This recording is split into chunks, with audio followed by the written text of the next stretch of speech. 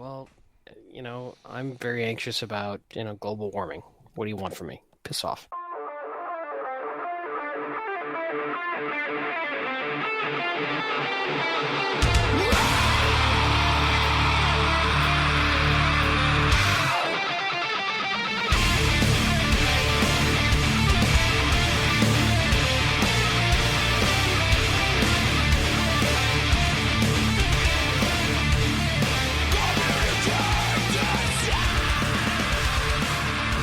Here we go. Today is Sunday, September 20th, 2015, and this is episode 131 of the Defensive Security Podcast.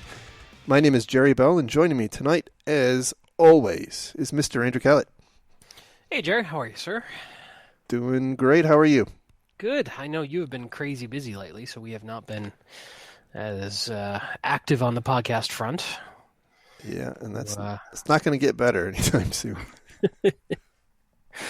No, you're burning definitely the candle at both ends right now. You're jet setting all over the place, and then heading to DerbyCon, and craziness going on. That's right. So speaking of DerbyCon, we're going to be there. I guess probably late Thursday, so we probably won't be able to partake in any fun on Thursday. However, we'll be there for Friday, and I've already had people asking, Are we going to have any listener shenanigans? Oh, and well, I think we should. Absolutely. And have we decided what those shenanigans are going to be? Well, clearly the obvious, easy answer is to have a get-together in the bar. Mm-hmm. However, I have this feeling that we may max out the capacity of the bar. Aren't you just getting a little high on your horse? Well, no, there's not a lot of capacity in the bar, I guess is my point. You're saying since last year we picked up a few listeners who might be at DerbyCon? Maybe 3 times Wow. as much. Wow. Yeah. How many of those are just waiting for our inevitable flame out? Probably 90%. But, until then, yeah. So Speaking of flameouts, maybe we don't know any of the details yet, but not to get into drama or gossip, but Chris Roberts of Plain Hacking fame apparently was fired by his company last week, and that's kind of all we know at the moment. That's right. Yeah, it'll be interesting to see if at some point he kind of does a tell-all. I would be interested. I mean, I don't know the man. I just have been very critical of some of his style and have called BS on some of his reported research as somewhat knowledgeable in the aviation field. But don't know anything else really. Yeah. So I think that's the thing that concerns me is we don't really understand what's going on, what his perspective and take on it is. So. Anyway. Well, next up he'll be building clocks that. Oh, jeez. Yes. Or taking them apart and putting them into other cases. Yes. Yeah. As it Though were. I don't know if it's FUD or not, but there appears to be some more coming out in that story that this just might, and I don't know if I know this one, this might have been intentional media grab. I don't know. Oh, really? Yeah, I'm afraid to say much more because I need to do some verification work. But I'm when this story first came out about Ahmed, I was appalled and frustrated and annoyed, and I was attacking the zero tolerance side of it. I wasn't even looking at any of the racial or cultural side of it. But there may be more to this story that's starting to leak out that, I don't know, may change perception a little bit. We'll see. I don't want to say anything until it's fully verified. You know how rumors start on the internet, but there may be, as Paul Harvey used to say, the rest of the story. Yeah. Well, the one thing I have read, which I think makes a lot of sense and seems pretty solid, is that it appears to be a clock that he disassembled, and actually someone found the actual model number. It was a clock. It was a Radio Shack clock from 1986, I believe.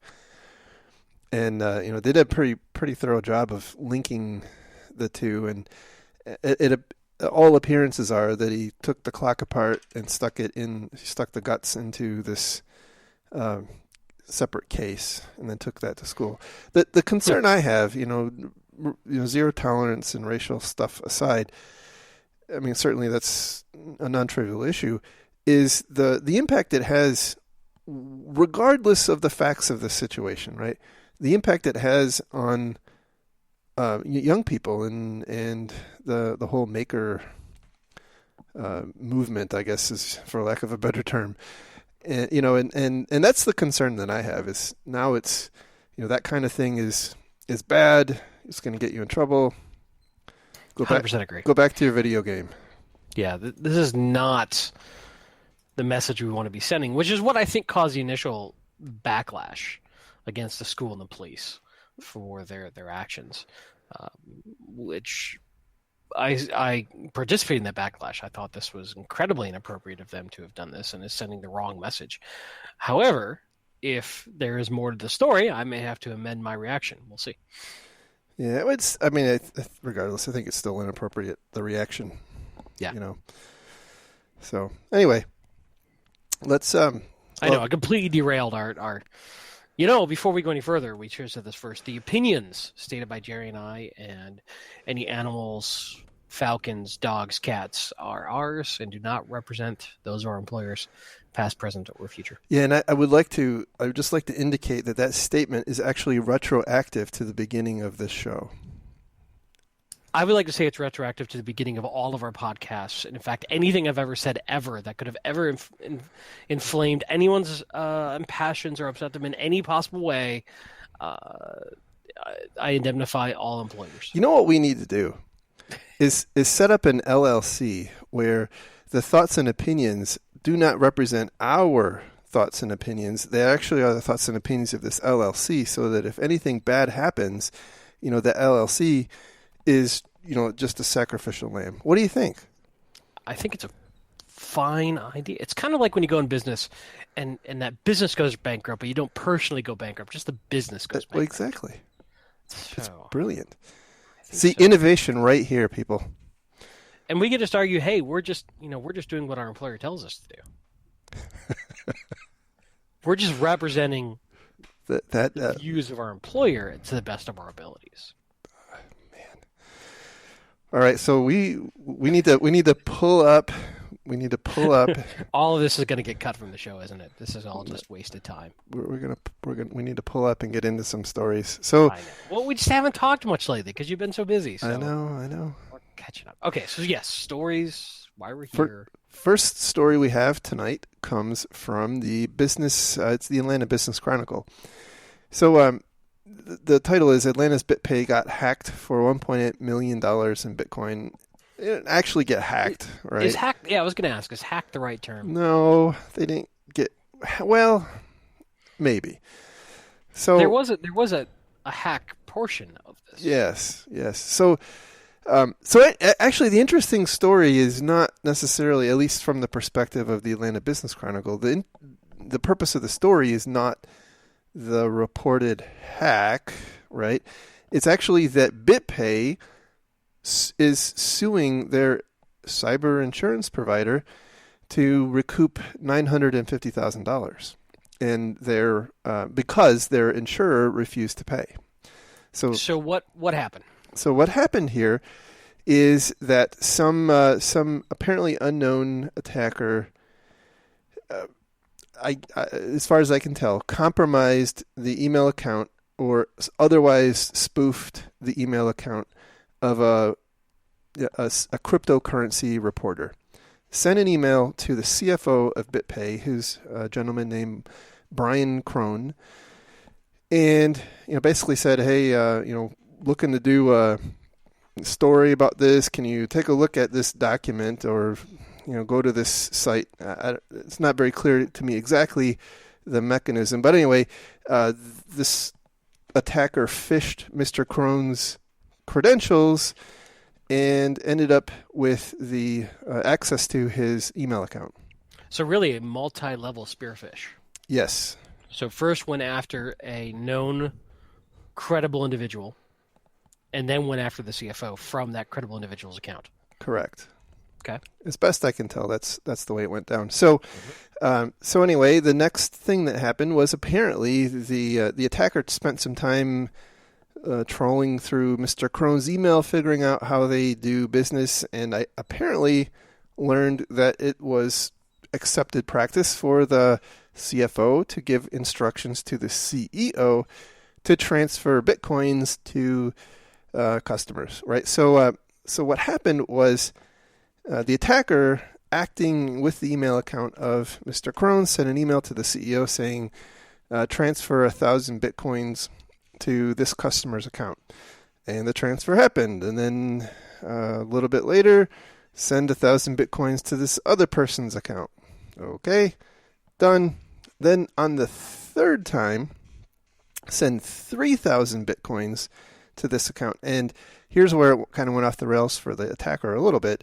The CEO this time responded back to the CFO saying, okay, the bitcoins are transferred, and copied the purported customer who was supposed to be receiving the bitcoins. And the customer replied back saying, I didn't buy 3,000 bitcoins. Nor did I receive them. And nor did I receive them. And so, so it was pretty clear at that point that they had been had and, lost 5,000 bitcoins. Now, for those who may not be intimately aware of Bitcoin protocols, the wallets are unique and anonymous. Right. So it's not like there was an account that was labeled with Joe Bob's Budget Bait and Internet Dial-In Shop that they were dropping into. It was basically an identifier for a wallet that there's no real way to trace back to an individual. So it's not, it wasn't a failure to identify the customer's wallet, because there really is no way to identify the customer's wallet. Yeah, exactly right. So they're going to have a heck of a time, if at all possible. They're not going to get that money back. So they had this cyber insurance policy, and they filed a claim, and the insurance company declined the claim. And so now BitPay has filed a lawsuit. And actually, it's very interesting. And for anybody who's interested, I thought this is pretty cool. Exhibit A is actually the contract of their insurance policy. So you actually get to see real live example of a cyber insurance policy. That's interesting. So if they lost 1.8 million, why are they only trying to recover 950,000 from the insurance company? Because they had $1 million in coverage with a $50,000 deductible. So they're actually filing the lawsuits for $950,000. And was there a specific reason why the insurer said, no, piss off, we're not giving you money? That is not clear. I did read, I read a fair amount of the 48-page cyber insurance agreement.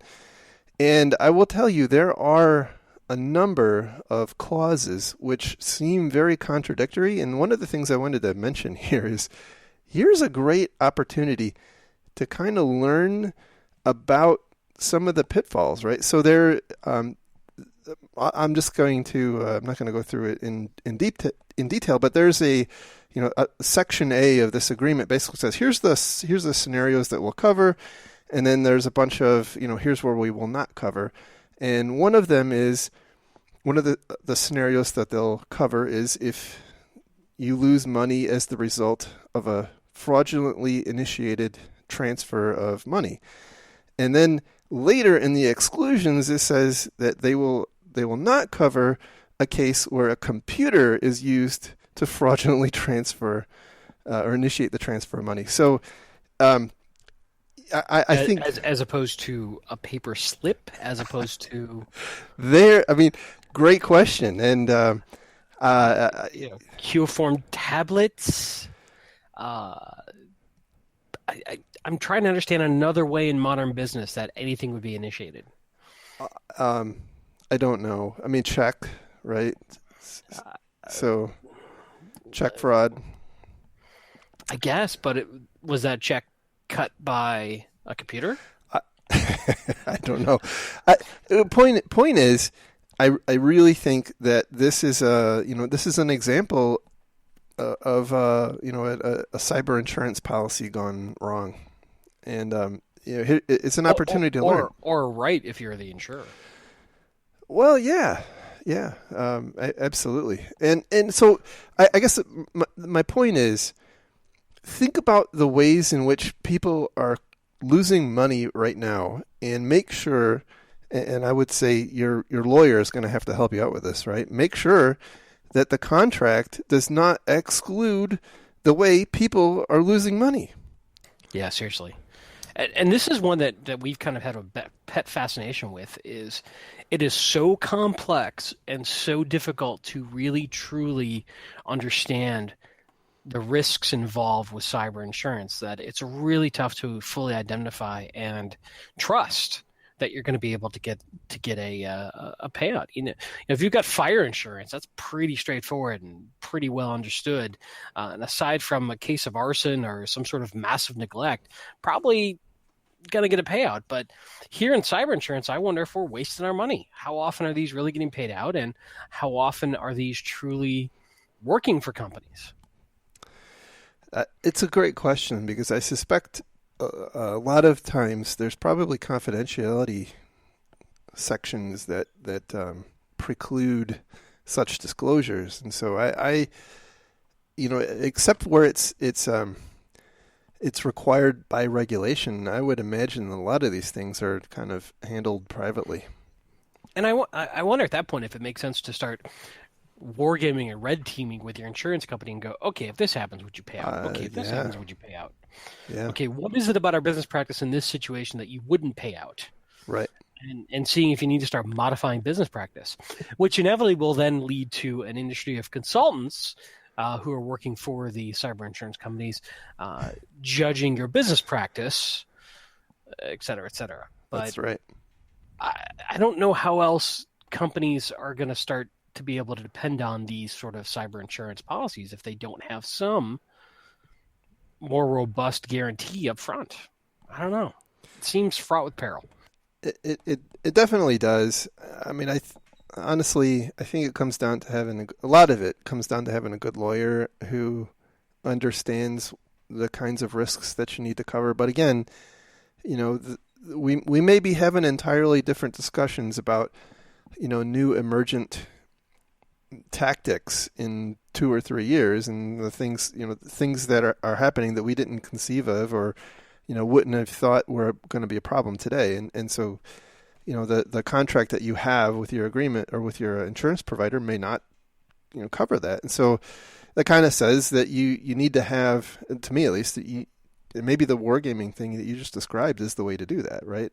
At the very least, doing it with your own lawyer, your legal counsel.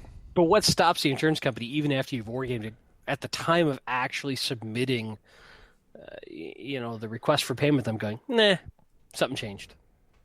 Well, I mean, honestly, that's what the courts are for. Yeah, good point. And as we're seeing here, and so it'll be kind of interesting to see how that plays out. So, anyhow, food for thought. Next story, and there's really 2 stories or 2 different articles regarding the same story. There was an insurance provider called Excelis Blue Cross Blue Shield in I think it's in New York or New Jersey, New York, who was hacked. But here's the interesting thing: in the wake of Primera and Care First and Anthem and blah blah blah, they hired Mandiant to.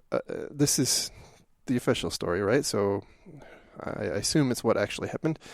In response to those other hacking incidents, they hired Mandiant to come in and do a proactive investigation. And Mandiant found that there was indeed hackers in their systems stealing their datas for, I think, 1.5 years.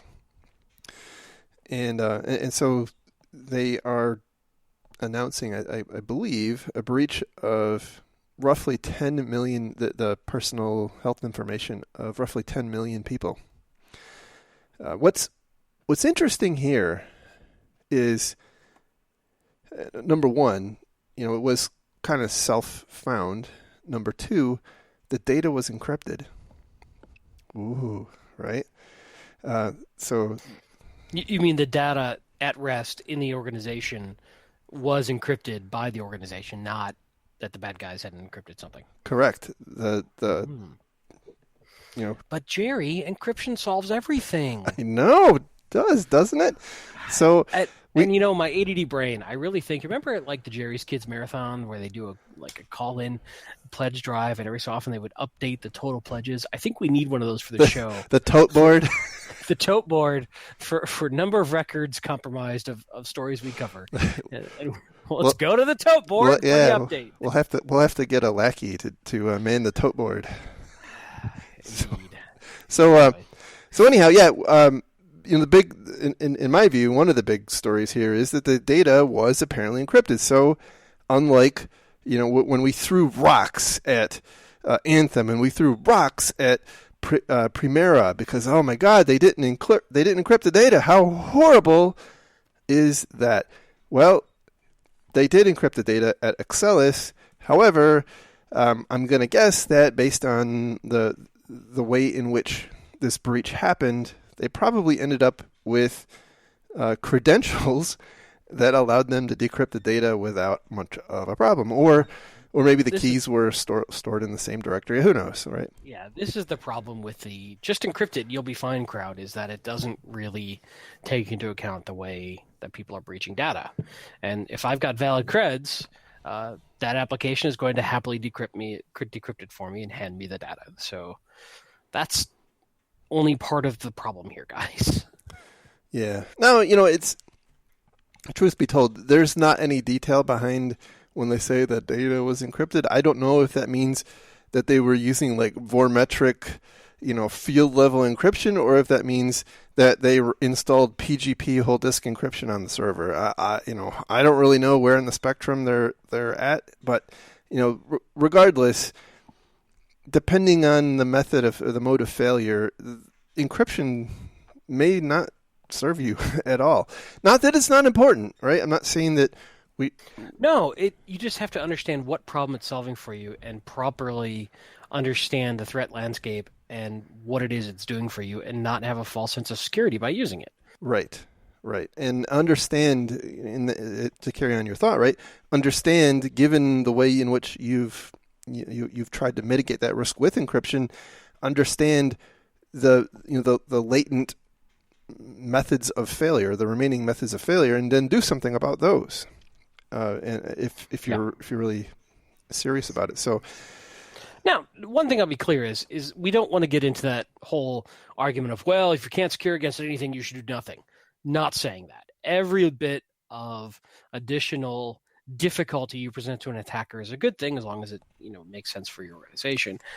We're not saying don't use encryption because it doesn't solve all the problems. We're saying understand what problems it solves and continue to work on the other problems that it doesn't solve. Yes, that's right. Or the new problems that it creates. So the other thing that this points out to me, which I think is potentially even bigger, is they were hacked and they had no idea, right? And they were hacked for 18 months. And I'm going to go out on a limb and say that if they had not taken the step of hiring Mandiant, they may never have learned. So what caused them to hire Mandiant? Well, they hired Mandiant because there had been a rash of healthcare providers being hacked. So do you think they had any hint that something might be wrong at all? Well, that's the key. I mean, we don't know if, the FBI called up and said, hey, you might want to go talk to Mandiant, and and then they can say, hey, look at us, we were proactive, or if they actually were proactive and we're trying to be diligent. Don't really know. I mean, the official story is that they hired Mandiant proactively to come in and do an assessment. We don't know any more than that. So on the one hand, that's very good. It's good that they did that, and I think kudos to them for taking a look at kind of the macro trends in the industry and reacting appropriately. But on the other hand, it kind of points out I think, a big problem that we have this really major blind spot to these, quote, advanced attackers who, if they're not encrypting your data, for ransom or, some other wiping your PCs, if you're not sophisticated, you may never see them. You may never notice. And, this is not a credit card processing company or a retailer, right? So there's no banks, doing the common point of purchase, risk assessment to figure out, it was correlation mark. Yeah, right, correlation to figure out, it was Axelis that was that's not happening. So, who knows if they would ever have found out?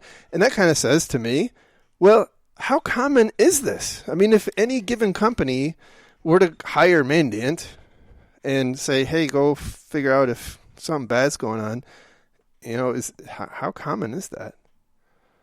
Well, and it's sort of in its best interest to make sure they do find something. I'm not. I agree. I agree. Reinforce that conspiracy theory. But yeah, well, now that they're FireEye, we can make fun of them a little bit. So well, yeah, because they're suing researchers, so that makes me sad. But this is interesting, and it goes to say once again that we suck at detection of compromise as an industry. And I think a majority of folks are still sort of in the prevention mindset and not the detection mindset. That's right. And that our tools for detection are not as robust as they need to be. Absolutely right. So anyhow, it's an interesting story for a couple of different reasons, which we outlined. Hopefully, give them a read and consider what you can learn from that. So the next story we have comes from federalnewsradio.com, and one of our listeners actually asked us to talk about this one. And the title is U.S. Cert's Do's and Don'ts for After the Cyber Hack. Because there's other kinds of hacks, I guess. I mean, like the jungle hack, I suppose. Well, it could be a double cyber hack. Ooh, yeah. Yeah. We almost had buried the word cyber. I don't know why and how it came back, but it was almost gone. And then like 5 years ago... I'm back. Like a zombie. So here's the deal, right? This is some guidance from U.S. CERT to U.S. government agencies. Who is on the cutting edge of information security news. Well, they are. That's right.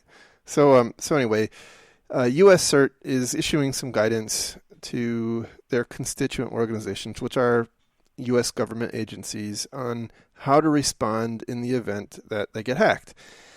And I think the impetus for that is that, the agencies are seeing things get hacked and they run around with their hair on fire. Oh my God.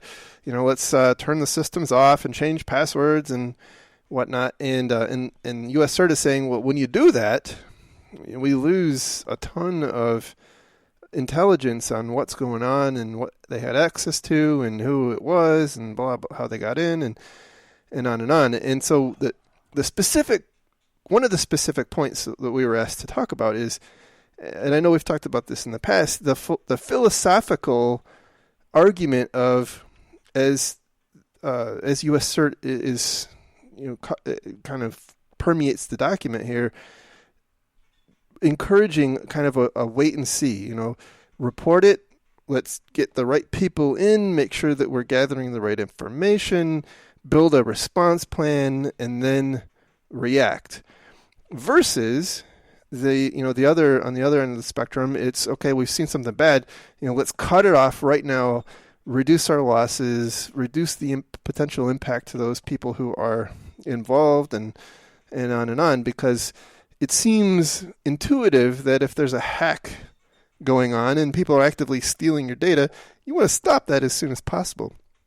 And I think that it's important to understand that in most cases, when these kinds of breaches are discovered, they've been going on for a long time. And so you're not you're not catching them in general right as they're breaking the window.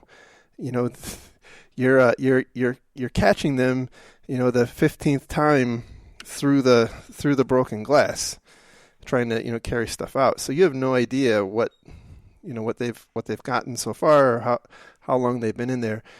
And the point is that if you take a very reactionary, let's cut them off right now, you don't know necessarily who they are, how they got there, what kind of tools did they use, what kind of data were they after, where in the network have they been. Whereas if you take the other perspective that's being prescribed here by US CERT, you are monitoring them. You're looking to see what systems are they interacting with, what kinds of command and control infrastructure are they using, what kind of malware are they using, and trying to figure out, okay, what kind of data did they have access to, and then you build a plan. This, by the way, in the industry is called eviction, right? So you build an eviction plan, and the whole idea is that you do a lot of intelligence, a lot of research to figure out where they're at, and then you develop a plan to kind of holistically, in one fell swoop, kick them out. And that's an important thing, because if you take the other way and you take the other approach and you don't get something, and then you turn your environment back on, there's very likely something still in there that allows the attacker some method of persistence. And so that's what they're after, right? Is trying to take that holistic approach. Their concern is that it's way too late to worry about protecting the data, because the data's already gone, almost certainly. So now we're just trying to be comprehensive. There's so many assumptions, though. Oh, I agree. I don't even know where to start on this one. So the first thing I would say is you really have to decide in your own organization if this makes sense. And the things that go into that decision are, what's your likely mode of detection? If you detect them by suddenly you're noticing a 20 gig file egressing out your internet pipes, you may have a different reaction than you picked up an anomaly in login behavior at 2 a.m. The next thing I'd say is, do you have the facilities, capabilities, knowledge, tools, and people to actually prosecute a forensic investigation live? Yeah. Because if you don't, none of this matters. This goes back to the same attribution problem. Why do you care at the end of the day if there's nothing you can do about it? Right. So, and I go back to something I hinted at it before, which is that you probably should have this figured out before something happens. So I agree with the concept is, if you want to do reconnaissance and information gathering about your bad guy, you don't want to alert them, and you do want to maintain as much evidence as possible, which means don't turn off servers, don't reboot anything, don't affect logs, be as quiet as you can, don't alert. I get all that, but there's a presumption here that you have the skill set, the capability, and the ability to do it. Mm-hmm. And the flip side is you're willing to sustain a further loss while you're doing that, and that the benefit of investigating outweighs that further loss. Yeah. Now, I do think it's important to understand the context that this was sent in, right? So it's U.S. CERT is the originator, and the government agencies are the recipients. And so the context is that, think about this, right? The incident response team of a company has sent an email to the business units of the company saying, here's how we want to handle incident response. That's what we're seeing here, and we need to keep that in mind. They're not this. I don't think this was intended to say that the average company should follow this this playbook. I think it's as the U.S. government, here's how we want to respond. Right. To and it may make sense, right? If they've got the capabilities, but it's just a matter of extrapolating it into the private sector. That is. Yeah, absolutely, but I do think that for private sector, it's we should, especially the more mature organizations, should take a look at this and see, okay, here's how one large organization, the U.S. government, is handling this, and is there an opportunity to model a program after this? So things like making sure that your employees don't, investigators or first responders, however you want to call them, right, are not, submitting malware samples to VirusTotal and clicking on the links found in, and doing DNS queries, and you don't want to do necessarily password resets. And well, you're basically writing an incident response handbook. Exactly. Yeah, which is always a good thing. The only thing I would say is just understand what the intentions, goals, and purpose of this particular approach is, and make sure it fits in your organization before you say, hey, we're just going to do what US CERT says to do. Well, there's a lot of assumptions behind this proposal. But I love the concept of having thought out and have a plan and educating folks on the plan so that you maximize your chance of achieving whatever goal it is you're trying to achieve.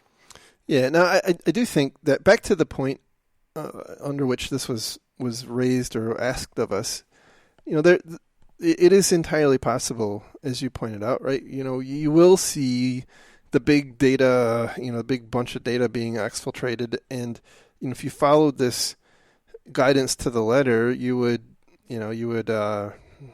call up US CERT, and by the time that happened, the file transfer would be over, and the data's gone, right? And so, it may make sense for there to be some extra triage kind of a step. I don't know. This is obviously, I'm assuming they've thought that through, and this is how they've chosen to respond. But that's the trade-off. And I don't have Maybe you have multiple plans you invoke based on the circumstance of what you're saying. Yeah, absolutely. I mean, that might be a really sophisticated sort of methodology, but you might have different response plans depending on what evidence you've got in front of you. Yep. In general, you don't want to make knee-jerk decisions in the heat of the moment. You want to either have that decision pre-made, or you want to take time to think through the decision. Is I think the key. That's right. All right, so moving on to our next story, and this one comes from The Guardian, and the title is Newest Cyber Threat Will Be Data Manipulation, U.S. Intelligence Chief Says. So this was Clapper and Rogers testifying before Congress, basically saying that the new next horizon of cyber attacks, and by the way, they actually used the term cyber Armageddon in here, is going to not be just stealing data. It's actually going to be altering data. And so I have to wonder, by the way, if this thought process resulted in the wake of the OPM breach, or have they been thinking about this for a long time?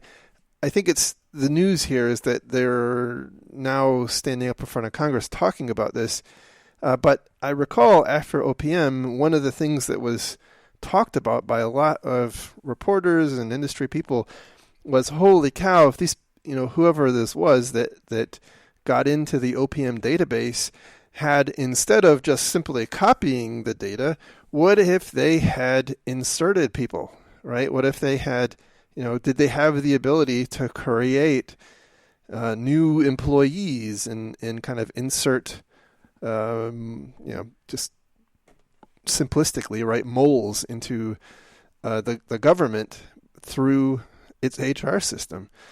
Who knows from a process perspective if that would have ever worked, but I think that's the point here, is that the next frontier is not simply intelligence gathering, like whoever, I'm not going to say China, right? But whoever is stealing all this data, they may very well move on to changing data, and so we need to think about that. Well, it makes sense. Depending on what your goals are. I mean, Stuxnet was all about that. That's right. So certainly, it's a viable approach for certain circumstances and certain adversaries, depending on what they're up to. Yep. I can't necessarily quibble. No, and I think it's it seems like a logical evolution of the tactics. So I do wonder how it will manifest itself, if it will manifest itself. I assume it will, in the non-public space, and in private businesses. To an extent, we already have seen that with CryptoLocker and the wiper type malware. But what we've not really seen a lot of is messing up financial statements. I mean, think about a piece of malware that gets into your SAP or your Oracle financials, or insert ERP system here, and starts mucking with transactions very subtly and skewing your 10 Qs and causing you pain. I mean, conceivably you could create a lot of problems for an organization. Yeah, absolutely. And that, of course, indicates that you're going to have more controls and sanity checks and those things, and which causes more time, money, and effort being spent. That's right. All right. We didn't have this problem, by the way, when we were using punch cards. Well, we did have hanging chads. Well, good point. And that apparently causes some issues. Only in presidential races. Our young listeners will probably have to look that one up. Yes. Man, that's sad. All right. The last story we have tonight is a bit of a different beast than what we normally talk about, and it comes from CSO Online, and the title is "As Containers Take Off, So Do Security Concerns." So you may have noticed that Docker and things like Docker are all the rage in the IT world. Do you want to give us a little kind of quick tutorial on what these are? Yeah. So Docker is this kind of emergent technology that it falls under the banner of containers, and the whole idea is that as applications get more and more complex and have more and more dependencies and custom configurations and whatnot, it becomes more difficult and time-consuming and less valuable to spend configuring those things, right? So the value in IT is not in configuring and setting up these applications. It's in the value, it's in the functionality that it delivers. And so the whole idea here is that you end up with this, it's kind of like a virtual machine, but it actually runs on a live operating system. So you can take many different container images and load them onto the same logical system, and they're to an extent isolated from one another. It is definitely not virtualization, and the reason that I want to bring this up is I see, just from where I sit watching from the sidelines, a lot of excitement around this containerization technology, and I certainly understand why. However, I think if you, based on my experience, right, if you kind of draw a trend line out, I'm going to guess that in 3 or 4 years, we're going to have a lot of problems because people are really badly implementing these containers, and they're making assumptions about the kinds of security capability that they have. I mean, these are not virtual machines. They are not fully isolated from one another. They're not intended to be fully a security barrier, right? And so if you are setting up kind of multi-tenant environments on a container-by-container basis, if you have 3 or 4 containers or hundreds of containers on one system, and they each are for different customers and whatnot, that's probably not a great model, because he doesn't provide a lot of separation between them.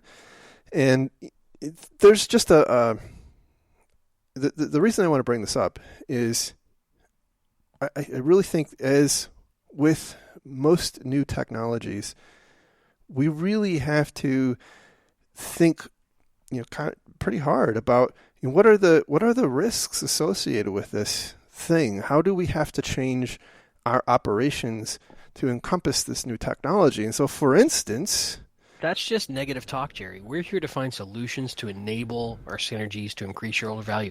I don't have time for you to come to me with all your problems. You're a negative thinker and you're not a team player. And I may be joking, but you god awful know that that is exactly what happens. Maybe not verbally, but in organizations. no, it absolutely is. It absolutely is. I mean, there's no question about it. And so one of the big benefits of containerization is that it is simple, right? And so I would encourage you to think about other ways of continuing to get that benefit, but with more security. And so an example might be running, and I talk a little about this in the article, one container per virtual machine. And again, the whole point of containerization is that it abstracts a lot of the configuration overhead of a particular environment away from you. It's already pre-configured. And so if you put that Which, just to jump in, may be an opportunity to pre-configure slightly more securely. Great point. That's a great point.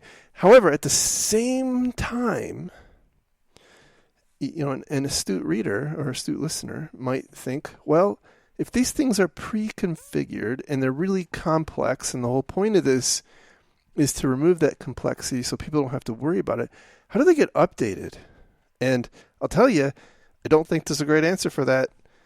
So there's a lot of, and that depends, by the way, based on the provider of your container. So there are some container providers like Red Hat who will do a good job of keeping them updated, but then there's others that don't. I mean, the whole point of this is that they're taking a lot of complicated configuration work off your hands. By the way, I was recently playing with the forensics workstation forensics tool called GRR, and holy crap, that thing is hard to set up. I've been a Linux and Unix admin for a long time, and I think the dependency tree on that is worse than anything I've ever run into. But they have a Docker container, and I gotta wonder, given the complexity and the sheer number of dependencies in that thing, is somebody really going to keep that Docker image up to date? And do I have to know to download a new Docker container every time there's an update that gets pushed out? And by the way, I lose all of the customizations that I made. What a pain in the rear end. So I just encourage everyone, not only with Docker and containers, just as these technologies emerge, think about what that means, and work with your IT departments. Figure out how where are the rough spots, where are you likely to run into problems, in the short term and kind of over the long term. This is a great, in my view, this is a great case that has some obvious warts that are easy to identify. And it certainly throws vulnerability management for a loop, patching, and because now suddenly things that weren't before a quote unquote appliance that were quote unquote the vendor's problem to patch are. Yes. So, I run a scan with a vulnerability scanner and it says, wow, you're 18 versions back on this libcap or whatnot. Whatever. It's a container. I can't patch that. Yes, exactly. Let me get back to you. Right. I mean, right. Assuming that your VMS tools will even work in there. That's true. Well, if this becomes popular, maybe they'll adapt to it. But yeah. I don't know. Maybe it's great for dev environment, but not production. I don't know. And I think that's where we're seeing a lot of uses in development. But I think as we are, as the model tends to go, right, it'll be used in dev for a while, and then people will start embracing it for production, and somebody's going to get the great idea that, hey, it's a container. A container is just like like a a hypervisor, and so let's just throw all our crap out there, and before you know it, somebody's gonna get compromised in a really bad way, and they're gonna say, "What the heck happened? How did this happen?" And yeah, we can laugh. But interesting food for thought. That's right.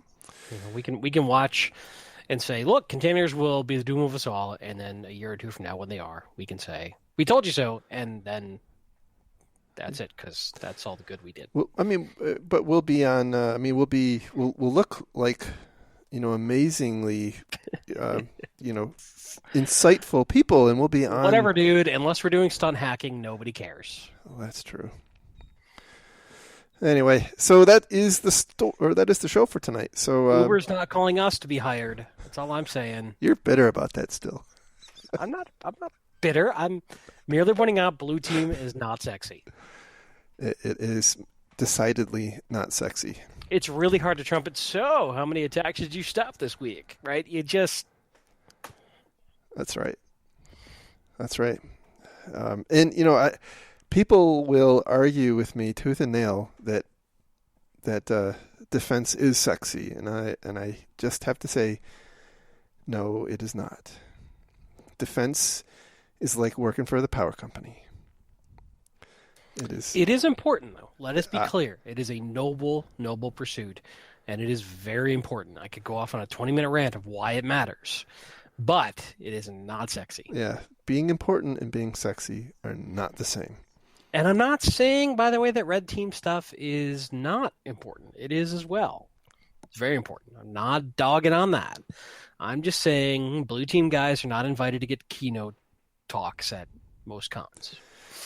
And I was having this discussion with some people last week. It's also important to know, just from the perspective of my experience running this podcast, I get a fair amount of email and people hitting me up on Twitter and whatnot.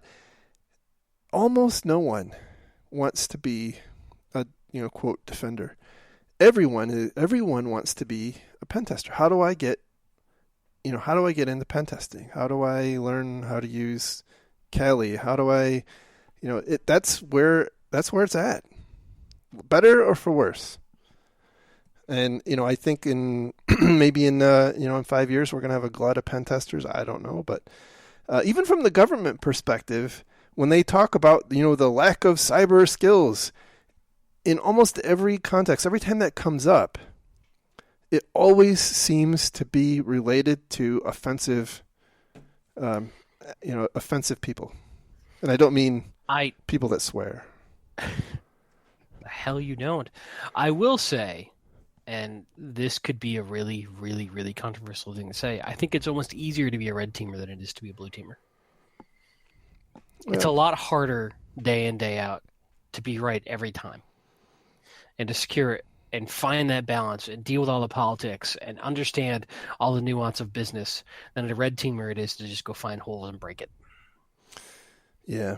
Yeah, well, I think that I've talked about this in the past, but I think the job of the red teamer is much more deterministic, right? I can definitively say that in this engagement, I got into your system, and here's how I did it, and here's the fancy fancy write up on it, and pay me my money. And on the blue team side, it's very different. It's okay, well, you didn't get hacked today. Well, did you not get hacked, or did you not see that you got hacked?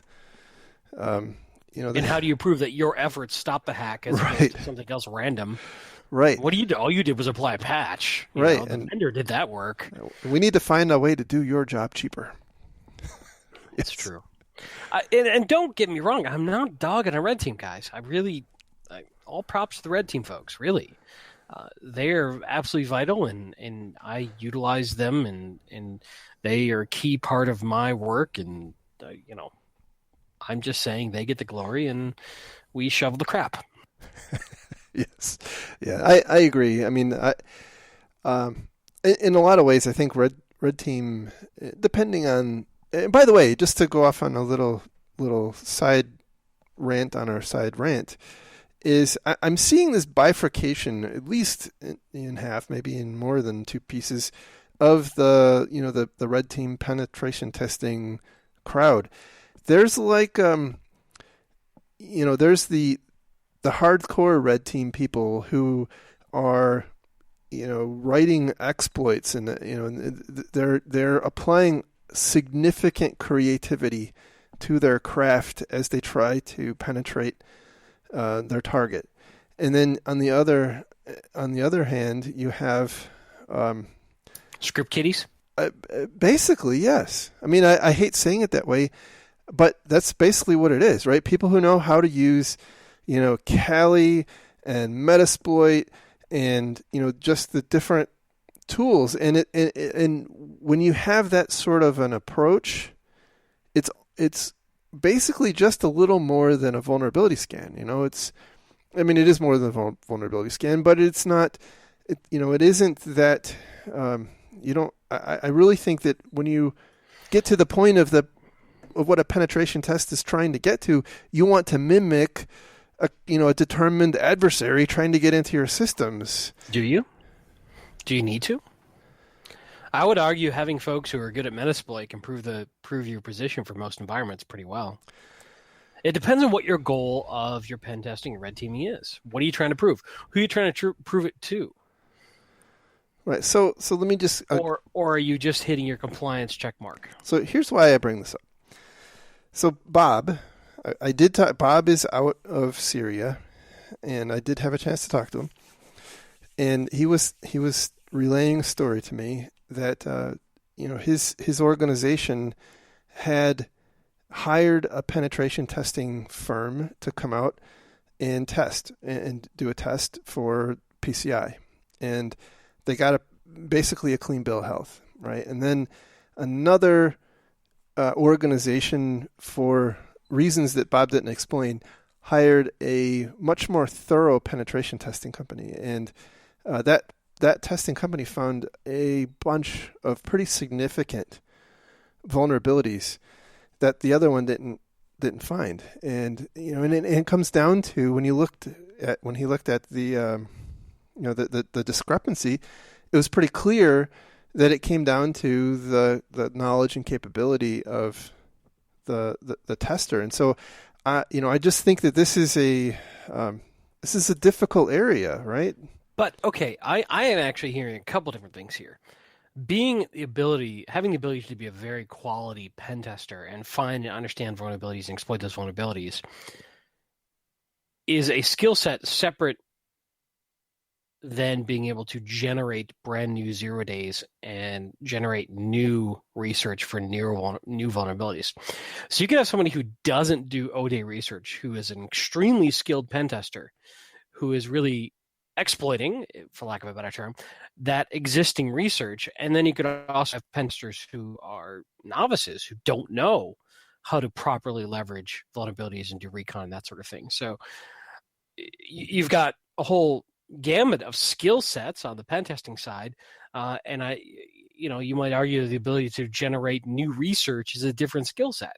If we look at some of the car hacking stuff that's been going on by those guys, and suddenly their name's Chris Valasek and thank you, the other guy, Charlie Miller. There you go, Charlie Miller. Yes. I used to work with Charlie. I should know this. They are very, very, very skilled in that area, but they might not be as experienced or skilled in a general company pen test.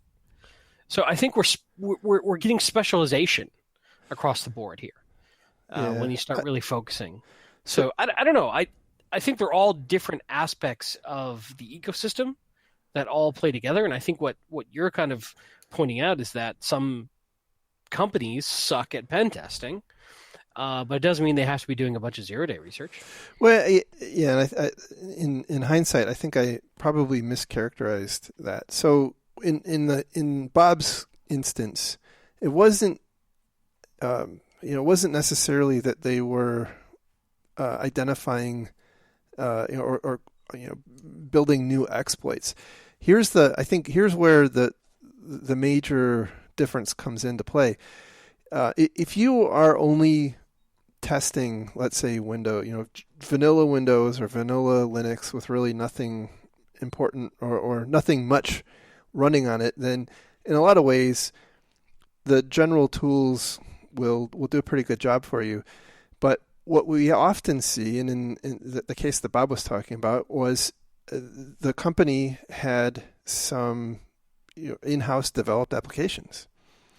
And so the tools that the first company used just, that they didn't do a good job of kind of grokking, right, and looking for cross-site scripting and, SQL injection and things like that. Whereas, in the second case, it wasn't that they were, writing new exploits. It was that it was actually a person behind the keyboard, thinking, right. Yeah, and not just throwing scripted tools at it. Right. Yeah. Rational App Scan came back and said it was clean, or, White Hat came back and said it was clean, or so. Anyhow.